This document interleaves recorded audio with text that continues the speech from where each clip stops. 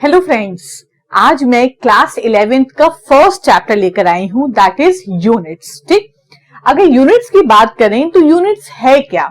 Units basically हमें इसलिए दिया जाता है जिससे हम फिजिकल क्वांटिटीज को मेजर कर सकें। अब आप कहेंगे कि फिजिकल क्वांटिटी से क्या मतलब है? देखिए, फिजिक्स को पढ़ने के लिए हमें कई सारे पैरामीटर्स की जरूरत होती है, जैसे फोर्स, वर्क, एनर्जी, पावर, ये सब आपके फिजिकल क्वांटिटीज हैं। अब इनको जब मेजर करना होता है, इनको जब नापना होता है, तब उसके लिए हमको यूनिट्स की जरूरत पड़ती है। यूनिट्स रेंज करती हैं छोटी से लेकर के बड़ी यूनिट तक। ठीक है, अब कुछ बेसिक्स पढ़ेंगे यूनिट्स के बारे में। यूनिट्स जो है आपकी, वो दो टाइप की होती हैं। There are basically two types of units. अगर हम टाइप की बात करें तो सबसे पहले हम आ जाते हैं फंडामेंटल यूनिट्स। तो जो बेटा फंडामेंटल यूनिट्स हैं, ये ऐसी यूनिट्स होती हैं जो एक दूसरे पर डिपेंड नहीं करती हैं। मतलब अगर हम बात करें, जैसे बात करें लेंथ की, ठीक, लेंथ की जो यूनिट है वो आप क्या बोलते हो? मीटर। अब जो मीटर है वो सिर्फ लेंथ की यूनिट है, वो किसी और पर डिपेंड नहीं करती है। वो सिर्फ और सिर्फ क्या मेजर करती है? वो लेंथ मेजर करती है। तो वो हो गई फंडामेंटल यूनिट। फंडामेंटल यूनिट अगर आप शॉर्ट में समझना चाहें तो वो एक ऐसी यूनिट होती है जो किसी से डिराइव होकर के नहीं आती है, किसी फॉर्मूले से बनकर नहीं आती है। वो उसी क्वांटिटी के लिए बिल्कुल फिक्स वैल्यू होती है। ठीक है, अब आ जाओ बी पर। बी अगर हम बात करें तो दूसरी जो होती है वो थी derived units. As the name suggest, derived units का मतलब हुआ वो यूनिट्स जो फॉर्मूले से डिराइव होकर आई हो। अगर वो डिराइव होकर आई हैं तो इसका मतलब वो दूसरी यूनिट्स पर डिपेंड करेंगी अपनी यूनिट बनाने के लिए। जैसे इसकी कैटेगरी की बात करें तो इसके अंदर आते हैं, लेट अस सपोज, न्यूटन पर मीटर। ठीक है, तो न्यूटन पर मीटर की अगर बात करें तो ये आपकी डिराइव्ड यूनिट हो गई, क्योंकि ये एक दूसरे पर डिपेंडेंट है। जैसे एक और बात करें, मीटर स्क्वायर। मीटर स्क्वायर कैसे बनता है? Metre into metre. फिर से दो लेंथ की यूनिट पर हम डिपेंडेंट हैं, तभी दोनों को मल्टीप्लाई करके हमको मीटर स्क्वायर मिला। चाहे आप वॉल्यूम की बात करें, जैसे मीटर क्यूब, तो ये भी डिराइव्ड यूनिट्स हो गई। तो हर वो यूनिट जो आपकी फंडामेंटल यूनिट को मल्टीप्लाई या डिवाइड करके बनी हो, उसको हम बोलते हैं डिराइव्ड यूनिट्स। ठीक, अब यूनिट्स को मेजर करने के लिए कुछ स्टैंडर्ड्स बनाए गए हैं, मतलब कुछ रूल्स हैं जिसके अकॉर्डिंग हमें यूनिट्स को मेंशन करना होता है। ठीक, सबसे पहले चलिए हम आते हैं सीजीएस। सीजीएस जो स्टैंडर्ड है, ये स्टैंड करता है, सी का मतलब होता है सेंटीमीटर, जी का मतलब होता है ग्राम, और एस का मतलब होता है सेकंड, जिसमें सेंटीमीटर रिप्रेजेंट करता है लेंथ, और जो ग्राम है ये रिप्रेजेंट करता है मास, और सेकंड रिप्रेजेंट करता है टाइम।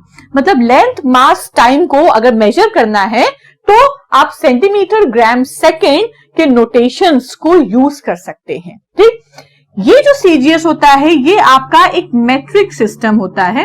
अब मेट्रिक सिस्टम का मतलब है कि ये जितने भी यूनिट्स गिवन है, इसमें हायर ऑर्डर या लोअर ऑर्डर प्रोड्यूस किया जा सकता है बाय मल्टीप्लाइंग और डिवाइडिंग बाय 10 की पावर। ठीक है, तो इसका मतलब क्या हुआ कि अगर 10 की पावर 2 सेंटीमीटर है तो इसको 1 मीटर कहा जा सकता है। सेंटीमीटर में आपने 10 की पावर 2 से मल्टीप्लाई किया तो आपको हायर यूनिट मिल गई। ऐसे ही किलोमीटर प्रोड्यूस किया सकता है, मिलीमीटर भी प्रोड्यूस किया जा सकता है, सिर्फ और सिर्फ 10 की पावर से इन यूनिट्स को मल्टीप्लाई करना है। तो इसीलिए इसको मेट्रिक सिस्टम कहा जाता है। बी पार्ट पे आ जाओ।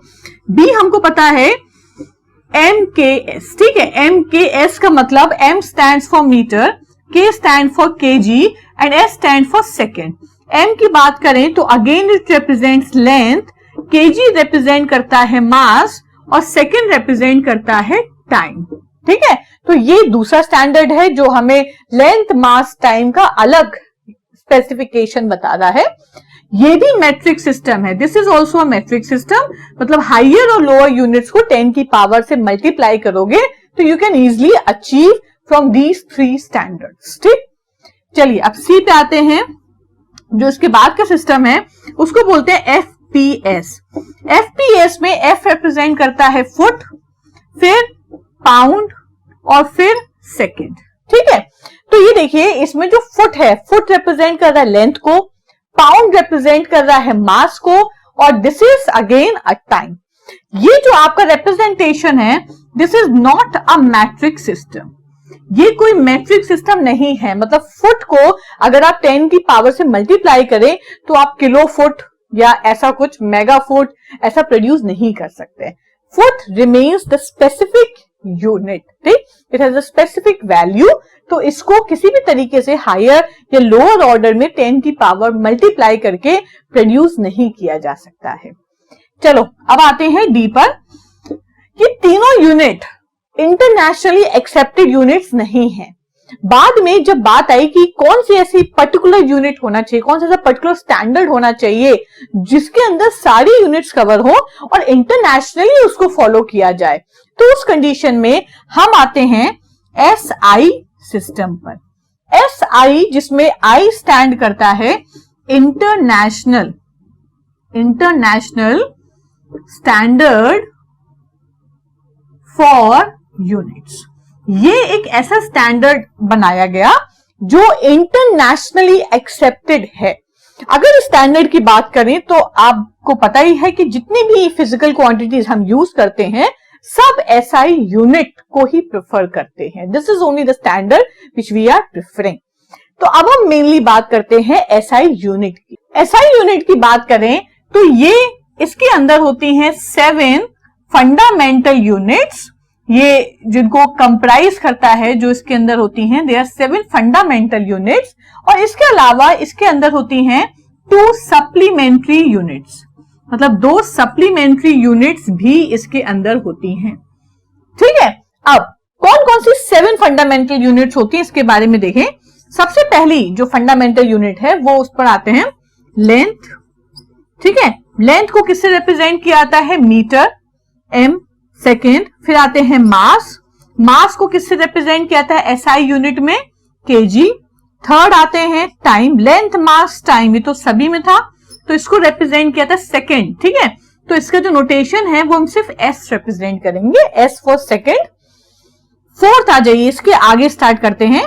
फोर्थ में हम आते हैं टेम्परेचर, टेम्परेचर को रिप्रेजेंट करता है केल्विन, कैपिटल K से डिनोट किया जाता है।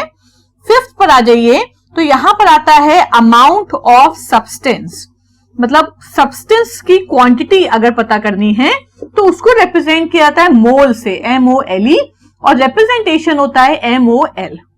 ठीक है, MOL इसकी यूनिट है अमाउंट ऑफ सब्सटेंस की। सिक्स्थ पर आ जाइए तो सिक्स्थ का जो रिप्रेजेंटेशन है वो है करंट, मतलब इलेक्ट्रिक करंट को अगर मेजर करना है तो उसके लिए हम यूज करते हैं फंडामेंटल क्वांटिटी एम्पियर, जिसको हम कैपिटल A से डिनोट करते हैं। चलिए हम आ जाते हैं 7th पॉइंट पर। तो 7th पॉइंट आपका होता है ल्यूमिनस इंटेंसिटी।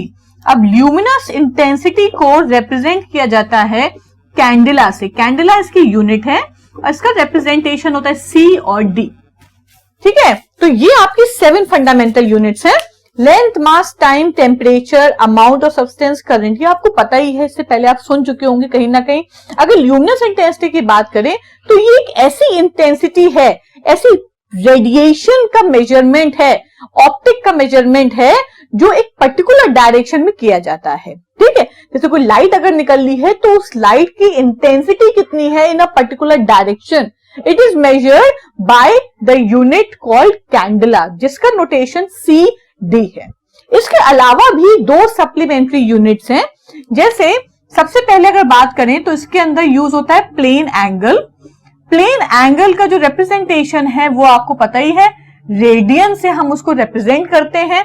और जो सेकंड आपका होता है वो होता है सॉलिड एंगल, और सॉलिड एंगल का जो रिप्रेजेंटेशन होता है उसको हम स्टेरेडियन से रिप्रेजेंट करते हैं। तो ये 7 फंडामेंटल यूनिट और ये 2 सप्लीमेंट्री यूनिट्स, ये सब आपकी SI यूनिट के अंदर आती हैं। अगर प्लेन एंगल की बात करें तो बेटा प्लेन एंगल का मतलब हो गया एक 2D फिगर। 2D फिगर का मतलब एक सर्कल। अगर एक सर्कल एक पर्टिकुलर आर्क, जैसे ये आर्क है और ये आर्क अगर सेंटर पर कोई एंगल बनाए तो इस एंगल को हमने बोल दिया थीटा, ये आपका हो गया आर्क। ठीक है, और ये सेंटर पर बना रहा है इसलिए ये हो गया रेडियस। आर्क को हम ए से डिनोट कर लेते हैं और रेडियस को हम आर से डिनोट कर लेते हैं। तो ये आपका हो जाएगा theta is equals to arc upon radius, और थीटा माने क्या हो गया आपका प्लेन एंगल, जिसकी जो यूनिट होती है वो आपकी क्या होती है रेडियन। ठीक है, ऐसे ही अगर हम सॉलिड एंगल की बात करें तो सॉलिड एंगल इसी का 3D फिगर होता है। मतलब अगर सर्कल की जगह आप स्फेयर लें तो उस कंडीशन में अगर ये सर्कल की जगह हम स्फेयर लेते हैं तो इसका कुछ विड्थ भी होगा, इसकी थिकनेस भी होगी, इसकी वॉल्यूम होगा। तो अगर ये एंगल सबटेंड करेगा, जैसे ये हो गया आपका स्फेयर, ठीक, अगर ये कोई एंगल सबटेंड कर रहा है तो ये जो पोर्शन होगा, ये जो पोर्शन होगा, अब ये एक आर्क नहीं होगा बल्कि ये जो पोर्शन है ये हो जाएगा एरिया। अब आप आर्क की जगह जब हम स्टेरेडियन की बात करेंगे तो ये हो जाएगा एरिया जो एंगल सबटेंड कर रहा है at the centre of the sphere. ठीक, उस कंडीशन में जो ये एंगल सबटेंड करेगा उसको हम सॉलिड एंगल कहेंगे। तो ध्यान रखना, प्लेन एंगल 2D फिगर में बनता है सर्कल में। सर्कल का अगर एक आर्क सेंटर पर एंगल सबटेंड करे तो उसको बोलते हैं प्लेन एंगल, मतलब theta is equals to arc upon radius हो जाता है। अगर हम सॉलिड एंगल की बात करें तो उस कंडीशन में वो 3D फिगर होता है, मतलब एक स्फेयर होता है जो अगर एक एंगल सबटेंड करे तो वो सॉलिड एंगल हो जाता है, जिसकी यूनिट स्टेरेडियन होती है। और अब वो आर्क नहीं होता है, अब वो एरिया होता है जो एंगल सबटेंड करता है। ठीक, तो ये कुछ बेसिक्स हो गए जो एसआई यूनिट के बारे में आपको पता होना चाहिए। इसके अलावा कुछ एडवांटेजेस हैं जो एसआई यूनिट में बड़े इंपॉर्टेंट हैं। तो एसआई यूनिट के 3 एडवांटेजेस हैं। सबसे पहला, it is a rational system. ये एक रैशनल सिस्टम है। रैशनल सिस्टम का मतलब होता है 1 to 1, 1 to 1। अगर आसान भाषा में बोले तो 1 to 1 से मतलब है कि एक यूनिट एक फिजिकल क्वांटिटी के लिए। जैसे अगर हम लेंथ की बात करें तो लेंथ की यूनिट क्या है मीटर, किसी और की नहीं है, सिर्फ लेंथ की है, तो 1 to 1। ठीक, तो ये रैशनल सिस्टम हो गया। अगर हम ऐसी बात करें टाइम, तो टाइम की यूनिट क्या है सेकंड, ये और किसी को तो मेजर नहीं करती, सिर्फ टाइम को मेजर करती है, तो 1 to 1। तो एसआई यूनिट एक रैशनल सिस्टम है जो एक फिजिकल क्वांटिटी के लिए एक ही यूनिट डिफाइन करता है। ऐसे ही सेकंड में आ जाए तो ये एक मेट्रिक सिस्टम है। This is a metric system, जिस पर हम ऑलरेडी बात कर चुके हैं कि मेट्रिक सिस्टम क्या होता है कि अगर आपको हायर ऑर्डर चाहिए या लोअर ऑर्डर चाहिए तो सिर्फ आपको 10 की पावर से मल्टीप्लाई करना पड़ेगा। तो 10 की पावर कुछ भी हो, 2 हो, 3 हो, आप उसी फिजिकल क्वांटिटी को हायर या लोअर यूनिट्स में कन्वर्ट कर सकते हैं। तो एसआई भी आपका एक मेट्रिक सिस्टम है। नेक्स्ट आ जाइए third, it is a coherent system. It is a coherent system. Coherent system का मतलब है कि जो फंडामेंटल यूनिट्स हमने एसआई यूनिट के अंदर देखी उनको मल्टीप्लाई या डिवाइड करके बहुत आसानी से डिराइव्ड यूनिट्स प्रोड्यूस की जा सकती हैं। मतलब कोहेरेंट सिस्टम का मतलब हुआ कि derived units can be produced by multiplying and dividing the fundamental units। इसका मतलब क्या हुआ कि इसमें कोई भी न्यूमेरिकल फैक्टर, मतलब 10 की पावर 9.8, चाहे आप मल्टीप्लाई करें या ना करें, सिर्फ फंडामेंटल यूनिट्स को डिवाइड कर दिया। जैसे न्यूटन पर मीटर आपने किया, मीटर इंटू मीटर, आपने मीटर इंटू मीटर किया तो ये डिराइव्ड यूनिट्स बन गया। ठीक है, आपने मीटर स्क्वायर किया तो यहां से मीटर स्क्वायर आ गया। ऐसे ही मीटर को 3 बार करो तो मीटर क्यूब आ जाएगा। ऐसे ही डिवाइड करो न्यूटन पर मीटर तो ये भी डिराइव्ड यूनिट्स बन गया। तो भाई ये देखिए कि ये सब डिराइव्ड यूनिट्स मैंने लिखी हैं, पर ये आई कैसे हैं? फंडामेंटल यूनिट्स को मल्टीप्लाई या फिर डिवाइड करके आई हैं। ठीक, तो कुल मिलाकर के ये जितना भी सिस्टम है ये कोहेरेंट सिस्टम है और आसानी से डिराइव्ड यूनिट्स को प्रोड्यूस किया जा सकता है। तो ये कुछ बेसिक्स हैं यूनिट्स के बारे में। आगे की वीडियोस में बनाती रहूंगी। फिलहाल कोई भी डाउट हो तो do comment in the box.